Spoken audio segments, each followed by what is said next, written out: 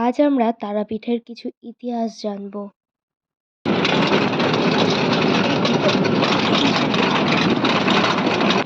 এটাকে বলা হয় পবিত্র যমুনা। কি বলে? পবিত্র যমুনা। পবিত্র যমুনা। এটাকে উজান যমুনা বলা হয়। আচ্ছা। এটা হচ্ছে কদমকুণ্ড ঘাট। কদমকুণ্ড ঘাট। এই যে বোর্ডটা দেওয়া আছে, কদমকুণ্ড ঘাট। এখান থেকে মাথায় উঠেছিল। আচ্ছা, আমরা ফার্স্টে যে দুটো দেখলাম ওই দুটো গেলাম আমরা হচ্ছে জগন্নাথ মন্দির। হ্যাঁ। ঠিক আছে, জগন্নাথ মন্দিরের পরে গেলাম আমরা মাকাড়াই মন্দির। হ্যাঁ। যেটা বৃন্দাবনে বাঁকে বিহারী। হ্যাঁ। আর এখানে হচ্ছে বাঁকাড়াই। আচ্ছা। আর তারপরে গেলাম আমরা ইস্কন মন্দির। আচ্ছা। ইস্কন মন্দির পরে আপনি গেলেন ওই নিত্যানন্দ মহাপ্রভুর জন্মস্থান। আর মায়াপুর নবদ্বীপে হচ্ছে আপনার নিমাইয়ের জন্মস্থান। আর তারপরে গেলেন আপনি গৌড়ে মঠ, যেখানে বাঁকাড়ায় অন্তর্ধান হয়েছিল। বাঁকাড়াইয়ের এইখানেই জন্ম। কৃষ্ণর আরেক রূপ, 108টার মধ্যে এই একটা রূপ বাঁকাড়াই, যেটা বৃন্দাবনে বাঁকে গেছে এখানে হচ্ছে বাঁকাড়াই। 108টার মধ্যে এই একটা রূপ কৃষ্ণের। তারপরে গেলাম আপনার পঞ্চপাণ্ডব ব্রাহ্মণবাড়ি। সবাই এখানে বলে অজ্ঞাতবাস নয়, এটা হচ্ছে ব্রাহ্মণবাড়ি। এটা ওই যখন দুর্যোধন যখন লাক্ষাগ্র হতে যখন আগুন লাগিয়ে দিয়েছিল, তখন পঞ্চপাণ্ডব মাতা কুন্তি এখানে এসেছিল। পঞ্চপাণ্ডব আর মাতা কুন্তি এখানে এসেছিল এই ব্রাহ্মণবাড়িতে। তো আর নিয়ে এসেছিলেন ব্যাসদেব মণি। ঠিক আছে, তো এইখান থেকে আবার গিয়েছিলেন কুটাসুরে বকাসুর নামে রাক্ষস ছিল। ঠিক আছে, তো সেই রাক্ষসকে বধ করেছিল কুটাসুরে। তো ওইখানে আপনার ওই রাক্ষসের মানে হাঁটুর মালায় কি বলে আছে এখন, মানে পাথর হয়ে গেছে, এটা এখনো আছে। কুটাসুর ওটা একটা শিব মন্দির আছে ওখানে। আর ওই যে বাঁকাড়ায় অন্তর্ধান যেখানে হয়েছিল সেইখানে ওই জলের মন্দিরটা তখনই উঠেছিল। এবার তারপরে আপনার ওই নিত্যানন্দ মহাপ্রভু ওনার মা বৃদ্ধ ছিলেন। এবার বলেছিল কি যে আমি গঙ্গা স্নান করবো, তো কী করে যাবো, বৃদ্ধ মানুষ। আর নিত্যানন্দ তখন ছোটো ছিলেন। দিয়ে সর্বতীর্থকে আহ্বান করে নিত্যানন্দ মহাপ্রভু ওনার মা পদ্মাবতীকে স্নান করানোর জন্য। দিয়ে তারপরে ওনার মা স্নান করে আপনার নিত্যানন্দ জন্য ষষ্ঠী পুজো করে। ওই যখন নিত্যানন্দ বাড়ি ঢুকবেন দেখবেন একটা বট গাছ আছে, বট গাছের নিচে একটা ষষ্ঠী তলা আছে। ওখানে মোবাইল অ্যালাউ নেই, ভিডিও করতে পারবেন। এইখানে কোনো জায়গাতেই আপনার মোবাইল অ্যালাউ নেই, শুধু বাইরে থেকে আপনি দেখতে পাবেন। আর আপনার হচ্ছে ওই তারাপীঠ থেকে এই রাস্তাটা হচ্ছে আপনার 9 কিলোমিটার। ওই তারাপীঠ নয়, মানে খড়কুটিয়া থেকে 9 কিলোমিটার। আর ঘুরতে হবে মোটামুটি আপনার 1.5 কিলোমিটার মতো। তো তারাপীঠ থেকে যদি আপনি পুরোপুরি টোটাল আপ ডাউন রাস্তা ধরেন তাহলে এটা আপনার 22 কিলোমিটারই ধরুন। 22 কিলোমিটার বটে এই রাস্তাটা আপ ডাউন, 11 করে 22। কারণ বোটটা তো তারাপীঠে দেওয়া নেই, তারাপীঠ ওখান থেকে যদি যান তাহলে 1 কিলোমিটার যেতে হবে। তবে ওইখানে বোটে দেওয়া আছে 1 কিলোমিটার তারাপীঠ। বামাখ্যাপার বাড়ি হচ্ছে 4 কিলোমিটার। আর মৌলাক্ষী মায়ের বাড়ি হচ্ছে আপনার ঝাড়খণ্ড পড়ে যাচ্ছে ওইটা হচ্ছে আপনার 32 কিলোমিটার। তো তারাপীঠ থেকে আমরা 30 কিলোমিটারই বলি, 32 কিলোমিটার বলি না, 30 কিলোমিটার বলি। আর তারাপীঠ এই কারণেই বলি, তার কারণ একটা শর্ট রাস্তা আছে আর একটা লংয়ের রাস্তা আছে। যেটা লংয়ের রাস্তা আছে ওইটা দিয়ে যদি যান তাহলে আপনার বেশি রাস্তায় পড়বে, 33 কিলোমিটার মতো পড়ে যাবে ওই রাস্তাটা। আর একটা রাস্তা আছে ওইটা দিয়ে আপনার 32 কিলোমিটার রাস্তা পড়বে মানে তারাপীঠ থেকে। আর তারাপীঠের আদি দেব হচ্ছে আপনার, তারাপীঠের আদি নাম ছিল চণ্ডীপুর। তারাপীঠ নাম ছিল না, আগে চণ্ডীপুরই নাম ছিল। তারপরে আপনার বৈশিষ্ট্যদেব ওই মাকে ওই দ্বারকা নদী থেকে ওই কাঠ হিসাবে পেয়েছিল। দিয়ে বৈশিষ্ট্যদেব যখন মায়ের আরাধনা করতো, পুজো করতো, দিয়ে তারপরে যখন সফল হতে পারেনি তখন বামদেব ওই মলুটি গ্রামে ছিলেন। বামদেব মানে আটলাতে ছিলেন, আটলাতে বামদেব ছিলেন, জন্ম হয়েছিল। আটলা থেকে নিয়ে গেছিল মলুটি গ্রামে ওই নটরের রানী, যেটা বর্ধমানে 108 শিব মন্দির আছে, সেই রানী আপনার ওই মলুটিতে এসেছিলেন। ওই মলুটিতে রাজবাড়ি ছিল আগে। আর এখন ওই গেটটা আছে, এখন ভেঙে গেছে অনেকটাই, গেটটা আছে। আর কিছু কিছু জিনিস আছে এখন, 108 শিব মন্দিরের মধ্যে এখন কিছু কিছু শিব মন্দির আছে। তারপরে ওই বড় মা মানে মৌলাক্ষী মা ওখানে আছেন, ওখানে গিয়ে পুজোও দিতে পারবেন। আর তারপরে আপনি ওইখান থেকে যখন মামা ঠাকুর যখন ফুল তোলার কাজ করতো, বাবা ঠাকুরকে নিয়ে যাওয়া হয় এখান থেকে, তো ওখানে ফুল তোলার কাজ করতো আর মায়ের পুজো করতো, ওই মৌলাক্ষী মায়ের পুজো করতো। তো তারপরে ওই ছোটোবেলা যখন মামা ঠাকুর যখন চলে আসে ওখান থেকে, তখন ওই শঙ্খ আর ত্রিশূল ওইখানে রেখেছে।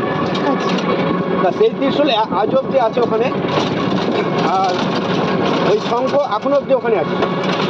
আপনারা যদি কোনো দিন যান দেখতে পাবেন। তারাপীঠ থেকে 30 কিলোমিটার দূর, মলুটি গ্রাম, ঝাড়খণ্ড পড়ছে। পাশে আদিবাসী গ্রাম দেখতে পাবেন, লাল পাহাড় দেখতে পাবেন, মুরাম মাটি দেখতে পাবেন, অনেক রকম গাছ আছে, পাহাড় আছে, এসবগুলো দেখতে পাবেন। আমরাও টোটো নিয়ে যাই, আর টোটো নিয়ে গেলে বরঞ্চ বেশি ভালো দেখতে পারবেন। তার কারণ হচ্ছে চারিদিকটা খোলামেলা, তো টোটোতে আর আস্তে আস্তে যাবে, ভালো লাগবে দেখতে। আর অটোতে গেলে কি হয়, একটা শব্দ হবে, তারপরে আপনার ধরুন মানে সবটা দেখতে হবে না, এসে যাবে গাড়িটা, স্পিড আছে। এবার যদি কেউ মনে করেন যে আমি তাড়াতাড়ি যাবো, তাড়াতাড়ি আসবো, তাহলে যেতে পারে। সময় করে নিয়ে দেখবো আমি একটা মন প্রাণ ভরে, অবশ্যই সেক্ষেত্রে হ্যাঁ, সেক্ষেত্রে টোটো।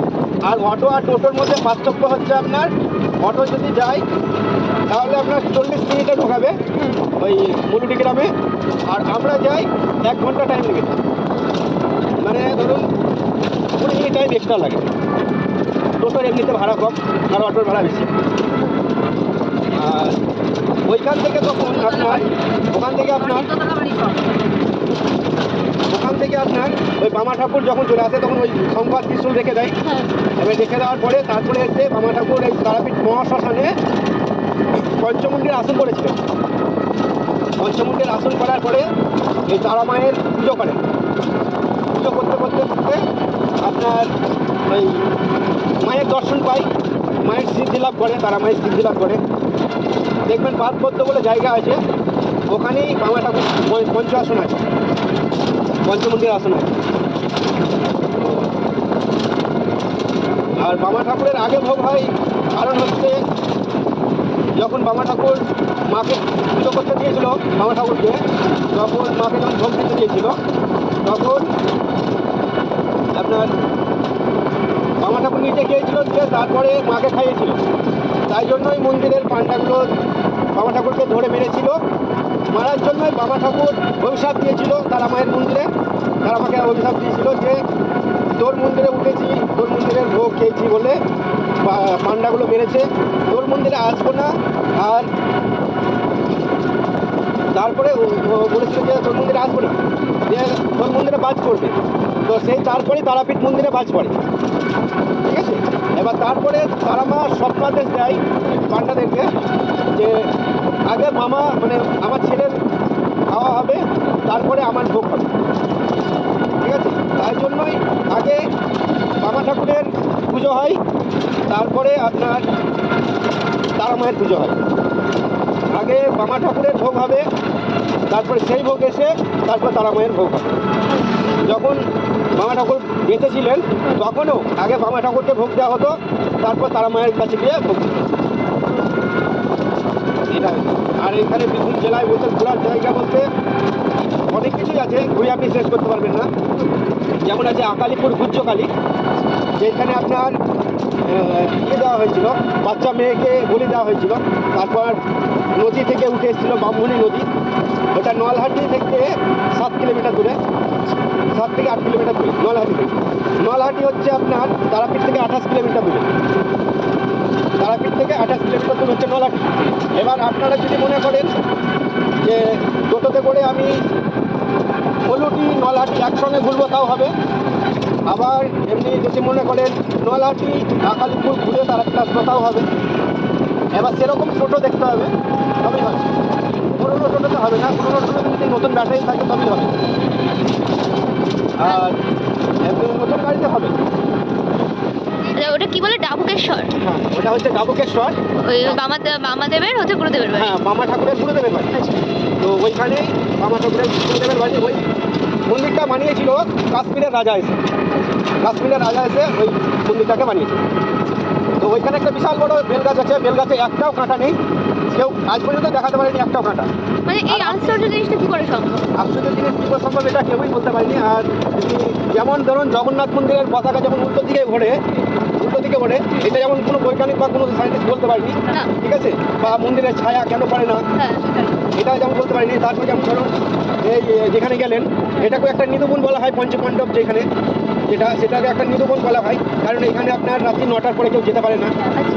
এইখানেও আপনার কৃষ্ণের আবির্ভাব হয়।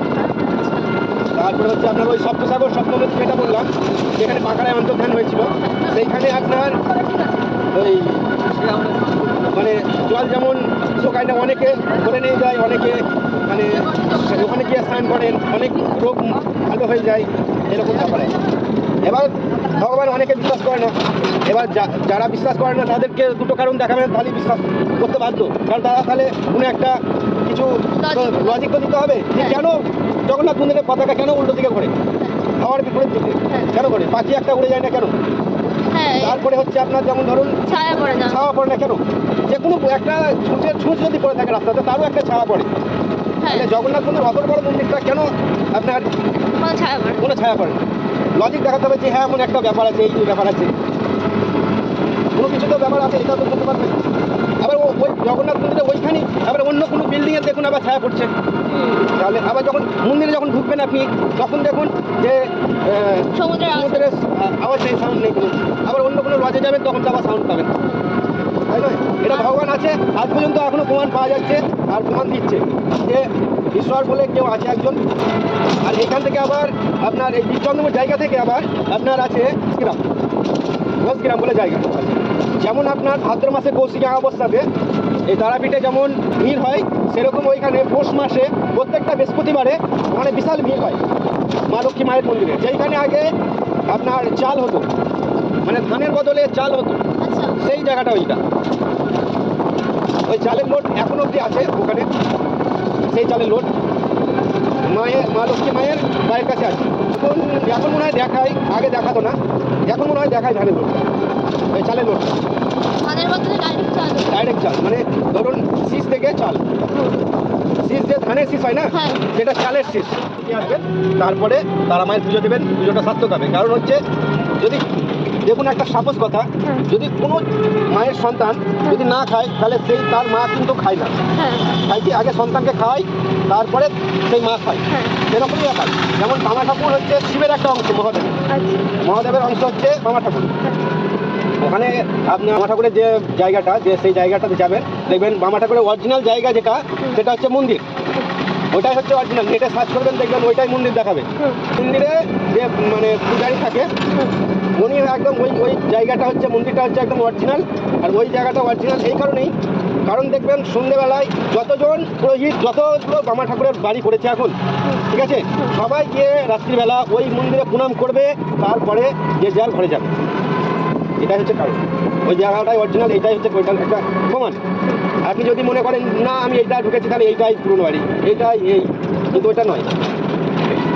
আগে হচ্ছে ওই মন্দিরটাই হচ্ছে আসল। ওখানেই বামা ঠাকুর মানে জন্ম হয়েছিল, ওটা একটা ঘরের কোণ ছিল, ওখানেই জন্ম হয়েছিল, প্লাস ওখানেই শেষ নিঃশ্বাস ত্যাগ করেছিল। আর বামা ঠাকুরকে যে সমাধি দেওয়া হয় পঞ্চমন্দির আসনের কাছে, বামা ঠাকুরকে সমাধি দেওয়া হয়। এবার কি করে অনেকে আগে তারা মাকে পুজো দেয়, তারপরে বামা ঠাকুরকে পুজো দেয়, তাই না? আগে মাকে খাইয়ে দিল, তারপরে ছেলেকে খাওয়াতে গেল। এটা হচ্ছে ব্যাপার। এই জায়গাকে কি বলে? এই দিঘিটার নাম হচ্ছে সাত সতীনাথ।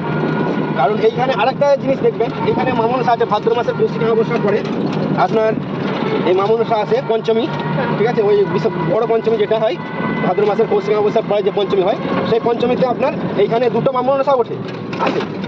তারাপীঠ থেকে 3 কিলোমিটার দূরে আছে আপনার মামনসা মায়ের বাড়ি। তো ওইখানে আছে 7 বোন, ঠিক আছে, 7 বোনের মধ্যে 2 বোন বেরোয়। তো 2 বোন এসে এই জলে খেলা করে। আপনার যখন নেমে যাবে তখন ওই 1 বুক জল হবে।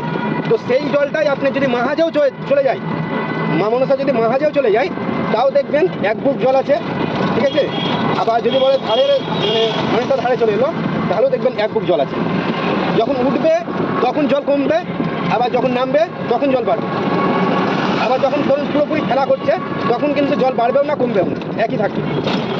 এবং অন্য মানুষ যখন সাঁতার কেটে যাবে উপরে ওই দিকে, তখন দেখবেন সেই মানুষটা কিন্তু ডুবে যাচ্ছে। এটা হচ্ছে গড়পড়িয়া স্কুল। গড়পড়িয়া স্কুলের সামনেই ওই দিকেটা। মামানগরের বাড়ি 4 কিলোমিটার, মোদাটিগ্রাম 32 কিলোমিটার, তারাপীঠ 1 কিলোমিটার। যেটা মৌলাক্ষী মায়ের বাড়ি বলছি, হ্যাঁ। ওইটাই হচ্ছে ওই মৌলাক্ষী বলছে না ঝাড়খণ্ড, ওইটাই হচ্ছে ওই 32 কিলোমিটার। আর তারাপীঠ ওই যে তারাপীঠ দেখাচ্ছে 1 কিলোমিটার, রামপুরহাট 9 কিলোমিটার দেখাচ্ছে।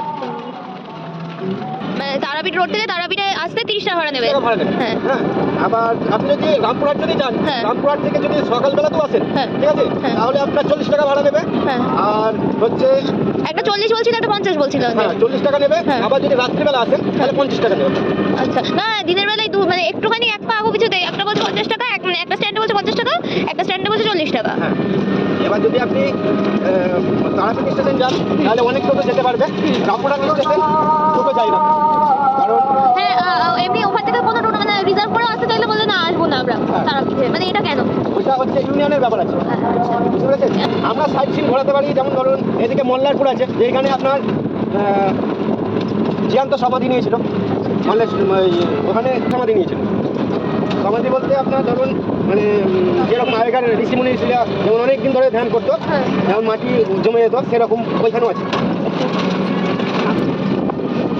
বহুত পুরোনো মন্দির। আপনার নলেটেশ্বরীর আছে, তারপরে মৌলাক্ষী মায়ের আছে। মৌলাক্ষী মায়ের আবার জিভ নেই, জিভটা মানে ভেতরে আছে। মায়ের মুখ, সব কালী মায়ের দেখবেন যে জিভটা আছে বাইরে বেরিয়ে, কিন্তু মৌলাক্ষী মায়ের জিভ ভেতরে আছে।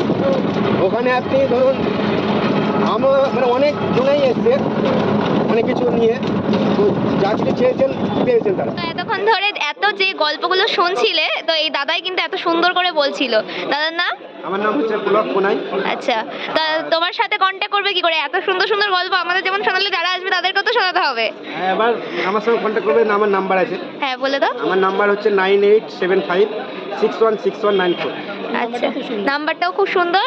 আর দাদা খুব সুন্দর গাড়ি চালায়, খুব সুন্দর কথা বলে, খুব স্পিডে নিয়ে যায় কিন্তু সুন্দর চালায়। হ্যাঁ সুন্দর চালায়। মানে এতটা রাস্তা আসলাম, একটু মনে হলো না।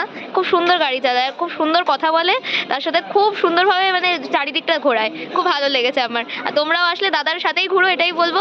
না অন্যান্যরা ভালো, কিন্তু দাদার কাছে আসলে একটা স্পেশাল, এই যে গল্পগুলো শুনতে পারবে সুন্দর সুন্দর, খুব ভালো বলে। এবার সবাইটা সব তো জানে না। হ্যাঁ। এবার আমি হচ্ছে তারাপীঠের লোকাল, হ্যাঁ। মানে ধরুন তারাপীঠের পাশেই আমার বাড়ি, হ্যাঁ। ওই জন্যই আমি ইতিহাসগুলো জানি।